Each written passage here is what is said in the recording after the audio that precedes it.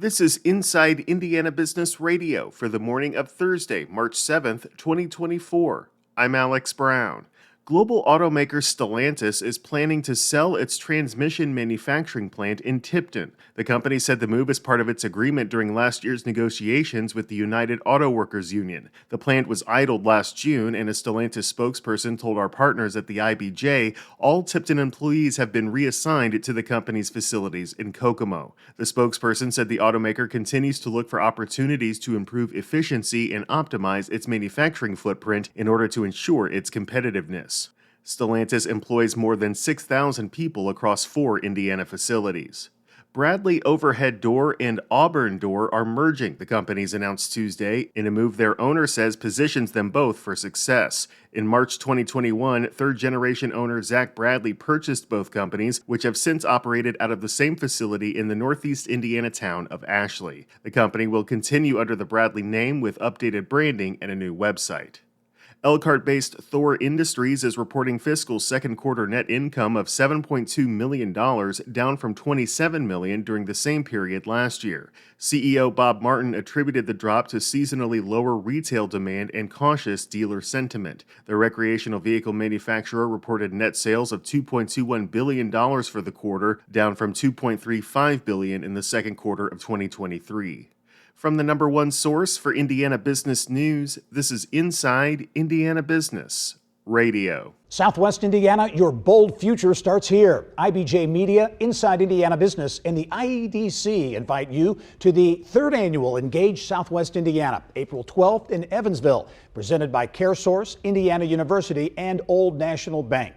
Connect with fellow business and community leaders, discover programs aligned to your region's unique needs, and walk away with bold new thinking for Southwest Indiana's future growth. RSVP now at ibj.com/engage. The Indiana University Board of Trustees approved funding at its meetings last week for 2 renovation projects on the Bloomington campus concerning the School of Public Health and the Jacobs School of Music.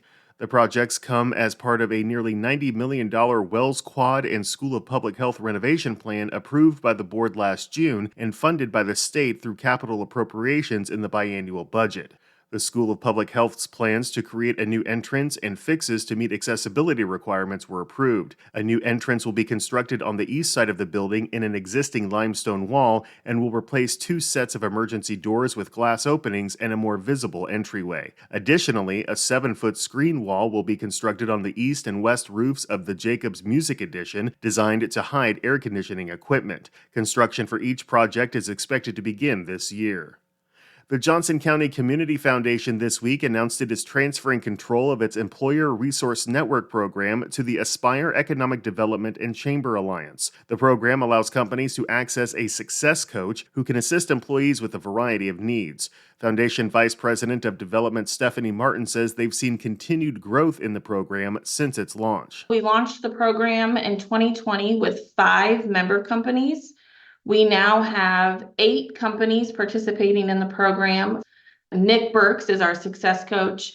Last year in 2023, he helped over 200 employees work through their scenarios and connected them. He had over 550 referrals to outside agencies, whether it be financial literacy, food banks, housing issues. Aspire President and CEO Christian Maslowski says taking over the program will ensure its longevity and allow for future growth.